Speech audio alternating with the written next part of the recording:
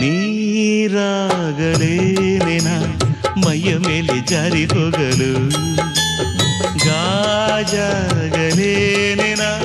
ನಿನ್ನ ಅಂದ ಚಂದ ತೋರಲು, ಮಂಜಾಗಲೇನೆನ ನಿನ್ನ ಕೋಪ ತಂಪು ಮಾಡಲು, ತೇರಾಗಲೇನೆನ ನಿನ್ನ ಹೊತ್ತುಕೊಂಡು ಹೋಗಲು.